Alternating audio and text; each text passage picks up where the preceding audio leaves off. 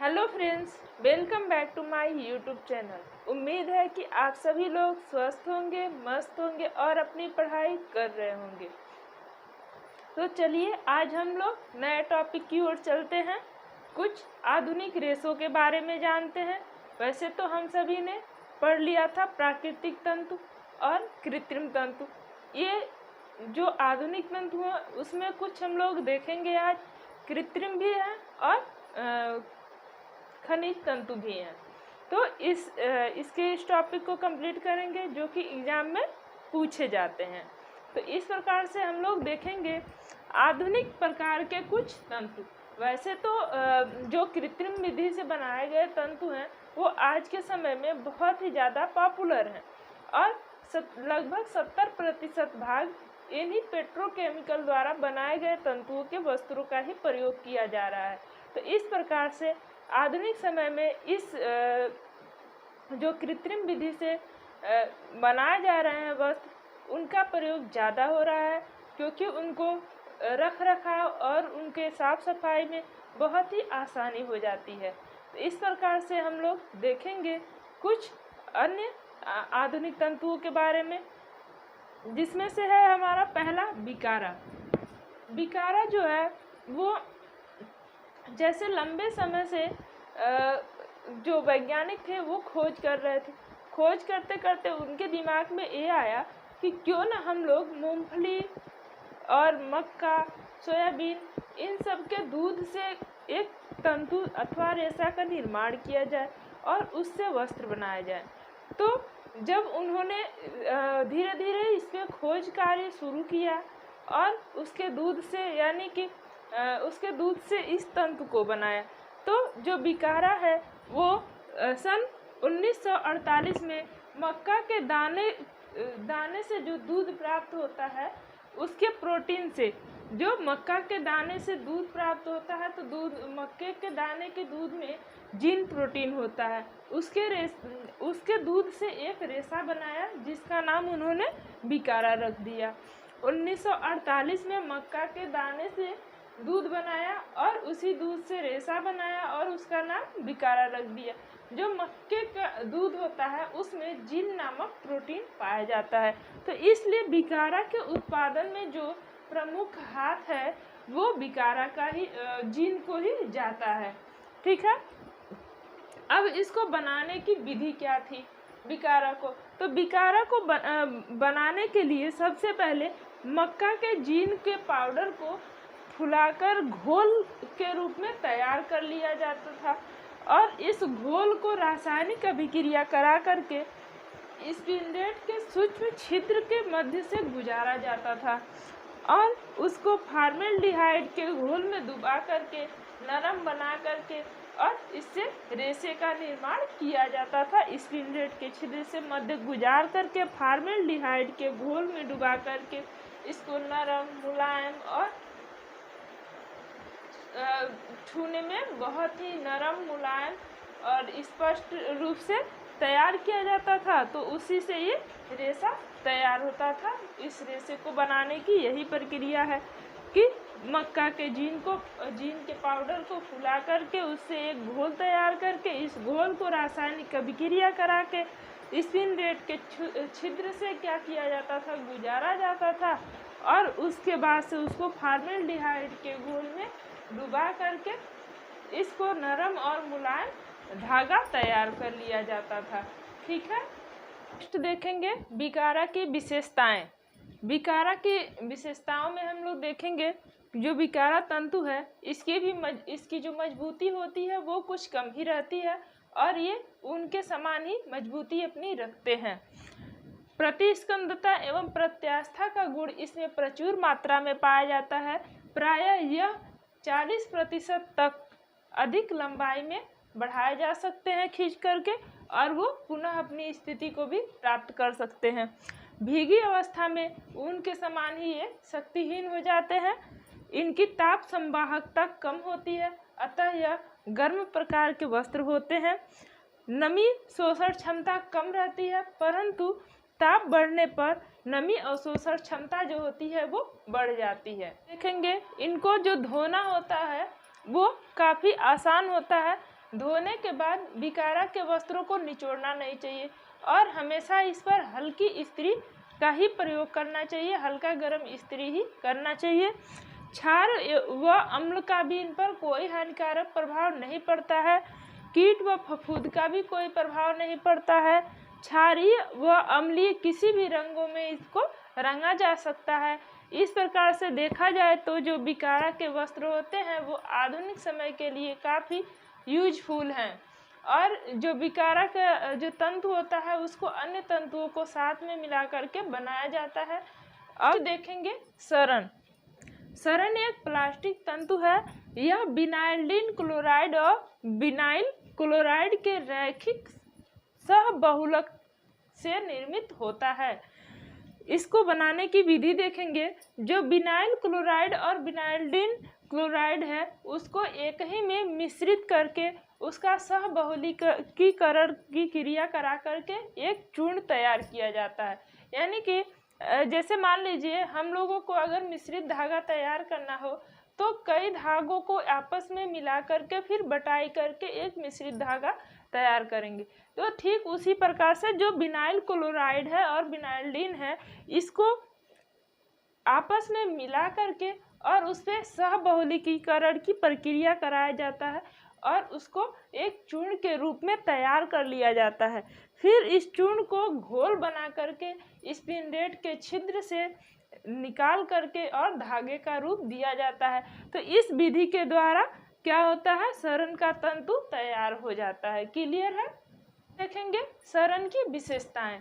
सरण धागे अन्य धागों की अपेक्षा सूक्ष्म एवं बारीक होते हैं परंतु ये काफ़ी मजबूत होते हैं। जो सरण के धागे होते हैं वो बहुत ही बारीक एवं सूक्ष्म होते हैं लेकिन ये अन्य धागों की अपेक्षा बहुत ही मजबूत होते हैं। नमी अवशोषण क्षमता इसमें न के बराबर होती है। यह अधिक प्रत्यास्था के होते हैं इसलिए इनको सीट कवर और फर्नीचर के कवर बनाने के लिए प्रयुक्त किया जाता है। जल अभेद होते हैं इसी कारण इनको बरसाती के कपड़ों के रूप में प्रयोग किया जाता है। लाइक रेनकोट हो गया, बरसात में हम लोग यूज करते हैं, छतरी वो हो गया, ये सभी क्या है, ये सरण के ही बनाए हुए वस्त्र हैं और इनको साफ करना भी बेहद आसान होता है। मात्र गीले कपड़े से आप पोंछ दीजिए तो ये साफ हो जाते हैं। आप लोगों ने देखा होगा कि जब भी रेनकोट हुआ या फिर जो बारिश में पहने जाने वाले कपड़े हैं, छतरी है, ये सब जब गंदे हो जाते हैं तो हम लोग गीला कपड़ा लेकर के उसको पोंछ देते हैं, धुलने की ज़रूरत नहीं पड़ती और वो तुरंत साफ हो जाते हैं। तो इस प्रकार से ये जो सरण चूँकि ये प्लास्टिक रेशा है इसलिए ये आसानी से साफ हो जाते हैं। नेक्स्ट देखेंगे, धूप का प्रभाव भी इन पर नहीं पड़ता है। सरण के वस्त्रों पे धूप का प्रभाव नहीं पड़ता है किंतु 240 डिग्री फ़ारेनहाइट ताप पर ये जो वस्त्र होते हैं वो पिघल जाते हैं। कीट और फफूंद का भी प्रभाव नहीं पड़ता है। इनको रंगना थोड़ा कठिन होता है क्योंकि ये प्लास्टिक रेशे हैं तो इसलिए इनको बाद में नहीं रंगा जा सकता है। तो इसके लिए जब इसका घोल तैयार किया जाता है रेशा बनाने के लिए तभी इसमें रंग मिला दिया जाता है और उससे रंगीन तंतु का निर्माण करके वस्त्र बना दिया जाता है। तो इस प्रकार से इनको रंगना कठिन होता है इसलिए घोल तैयार करते समय ही इसमें रंग मिला दिया जाता है ताकि रंगीन वस्त्र तैयार किया जा सके। हम लोग देखेंगे फाइबर ग्लास तंतु के बारे में। फाइबर ग्लास तंतु का निर्माण प्रथम विश्व युद्ध के समय हुआ था। सन 1931 में अमेरिका में इस धागे का निर्माण किया गया था और यह फाइबर ग्लास का जो तंतु था वो काफ़ी मजबूत और न मुड़ने वाला था। सूक्ष्म एवं पारदर्शी, देखने में और छूने में नमनीय और रेशम के समान था। फाइबर ग्लास फाइबर ग्लास को बनाने की विधि देखेंगे, इसकी निर्माण विधि देखेंगे। फाइबर ग्लास को बनाने के लिए सिलिका बालू, लाइम स्टोन, सोडा तथा बोरेक्स का जो मिश्रण है उसको लेकर के एक विद्युत चलित भट्ठी में जलाया जाता है। जब यह अभिक्रिया हो जाती है तो उसके उपरांत एक शीशे के समान गोल सा एक मार्बल यानी कि एक पत्थर प्राप्त होता है। फिर उस मार्बल को पिघला करके साफ किया जाता है और स्पिन रेट के छिद्र से निकाल करके उससे एक अविरल धागा तैयार किया जाता है। अविरल इसलिए क्योंकि जो फाइबर ग्लास है वो रेशम के समान है, तो रेशम को भी एक अविरल धागा के रूप में माना जाता है, मतलब कि बहुत ही सुंदर तंतु के रूप में, और यह फाइबर ग्लास को भी बहुत ही सुंदर स्वच्छ तंतु के रूप में माना जाता है। तो इसलिए इसको कहा गया है कि एक अविरल धागा तैयार कर लिया जाता है। तो एक बार इसको फिर से रिकॉल कर लेते हैं निर्माण की विधि। सिलिका बालू, लाइम स्टोन, सोडास तथा बोरेक्स को एक ही में मिश्रण कर एक विद्युत चलित भट्ठी में जलाया जाता है और इस अभिक्रिया के उपरांत एक मार्बल जैसा गोल सा मार्बल प्राप्त होता है, पत्थर प्राप्त होता है। फिर उसको पिघलाया जाता है और साफ किया जाता है। साफ करने के बाद उसको स्पिन रेट के मध्य से गुजारा जाता है और उसके उपरांत फाइबर का जो तंतु होता है वो प्राप्त किया जाता है। फाइबर ग्लास की विशेषताएं। फाइबर ग्लास जो होते हैं वो अत्यधिक चिकने, चमकीले और फिसलने वाले होते हैं और ये भारी भी होते हैं। मजबूती वाले भी होते हैं। इसमें प्रत्यास्था का अभाव होता है, नमी अवशोषण क्षमता का भी अभाव होता है और यह तंतु पूर्णतः अज्वलनशील होते हैं, किंतु 1350 डिग्री फ़ारेनहाइट पर यह नरम पड़ जाते हैं और लौ के समीप रखने पर इन वस्त्रों में थोड़ा सा कालापन पड़ जाता है और यह ताप और विद्युत को बिल्कुल भी अपने में संवाहित नहीं करते हैं। इनमें सिकुड़न का अभाव पाया जाता है और यह जल्दी से गंदे नहीं होते हैं। गंदे होने पर इनको कपड़े से पोंछ देने मात्र से ये साफ हो जाते हैं। जो फाइबर ग्लास होते हैं, फाइबर के ग्लास पहनने में आरामदेह नहीं होते हैं। अब ये बात अलग है कि उर्फी जावेद जैसे लोग इसको पहन भी लेते हैं, लेकिन यह पहनने में आरामदेह नहीं होते हैं। कीट फफूंद से ये अप्रभावित होते हैं। अपनी लटकनशीलता और अज्वलनशीलता के कारण ये जो वस्त्र होते हैं इनका उपयोग सिर्फ सजावटी वस्त्रों को बनाने के लिए ही उपयोग किया जाता है, जैसे पर्दा, झूमर इत्यादि। तो ये रहा हम लोग का फाइबर ग्लास का विशेषता। अब हम नेक्स्ट टॉपिक देखेंगे एस्बेस्टस। एस्बेस्टस जो है वो खनिज तंतु है और यह चट्टानों द्वारा प्राप्त होता है। यह कैल्शियम तथा मैग्नीशियम के सिलिकेट से बना हुआ एक तंतु है और कभी कभी यह इसके अलावा कैल्शियम, मैग्नीशियम तथा सिलिकेट के अलावा यह लोहा, एल्युमिनियम और खनिज के कुछ अन्य अशुद्धियों के रूप में भी प्राप्त होता है। तो इस तरह से यह विभिन्न देशों से और विभिन्न देशों के चट्टानों से प्राप्त रेशा है एस्बेस्टस। यह खनिज तंतु है और यह बहुत मोस्ट इम्पॉर्टेंट है एग्जाम के पर्पस से, इसलिए आप लोग इसको जरूर पढ़ लीजिएगा। एस्बेस्टस एक खनिज तंतु है और यह चट्टानों से प्राप्त होता है। यह कैल्शियम तथा मैग्नीशियम के सिलिकेट से निर्मित होता है। लोहा, एल्युमिनियम और खनिज जो तंतु होते हैं वो इसके अशुद्धियों के रूप में मिलते हैं। ठीक है। नेक्स्ट एस्बेस्टस की विशेषताएं। यह खनिज तंतु है। इसको हथौड़े से पीट करके पतले चादर के रूप में तैयार किया जाता है और यह अत्यधिक तन्य होता है। यह अज्वलनशील तंतु होता है।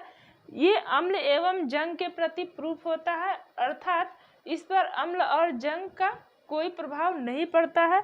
इसके विशिष्ट गुणों के कारण यह अग्निशमक तथा अग्नि प्रतिरोधक वस्त्र बनाने के लिए उपयोग किया जाता है। तो इस तरह से हम लोग देखते हैं कि जो वाटरप्रूफ वस्त्र होते हैं, जो अग्निप्रूफ वस्त्र होते हैं उसको बनाने के लिए, जैसे जो 5 ग्रेड के लोग होते हैं वो एस्बेस्टस से बने वस्त्रों का ही प्रयोग करके और अग्निशमक दल के लिए काम करते हैं और हमारी सेना के लिए भी इस एस्बेस्टस के ही वस्त्रों का प्रयोग किया जाता है, ताकि वो किसी भी प्रकार का उस पर आग का प्रभाव ना पड़े। तो इसके लिए उस पर प्रभावित। तो इस तरह से हम लोगों ने अन्य तंतुओं में देखा, सरण और बिकारा, फिर फाइबर ग्लास और एस्बेस्टॉस को। तो इस तरह से ये हमारे अन्य जो पेट्रो रासायनिक द्वारा बनाए गए तंतु हैं वो कंप्लीट हो गए। अब हम लोग नेक्स्ट देखेंगे परिसज्जाओं के बारे में। तो अगर आप लोग ये सोचते हैं कि मैं लिख करके पढ़ाती हूँ, तो मैं आप लोगों को बता दूं कि कम समय में अधिक से अधिक टॉपिक को कवर कराया जा सके, इसके लिए हम लिख करके इसको पढ़ाते हैं, ताकि आप लोगों का कम समय में अच्छे से अच्छा और ज़्यादा से ज़्यादा टॉपिक मिल सके और आपकी अच्छी तैयारी, बेहतर तैयारी हो सके और आप लोग एग्ज़ाम में अपने अच्छे मार्क्स लाएं और पूरी तरह से सफलता को सुनिश्चित करें और जीत हासिल करें, नौकरी को पक्की करें। तो इसलिए हम इसको पहले से लिख करके पढ़ाते हैं। तो अगर हमारी वीडियो अच्छी लगे तो आप लोग ज़्यादा से ज़्यादा लोगों को शेयर कीजिए, लाइक कीजिए और सब्सक्राइब करना मत भूलिए। Thank you for watching.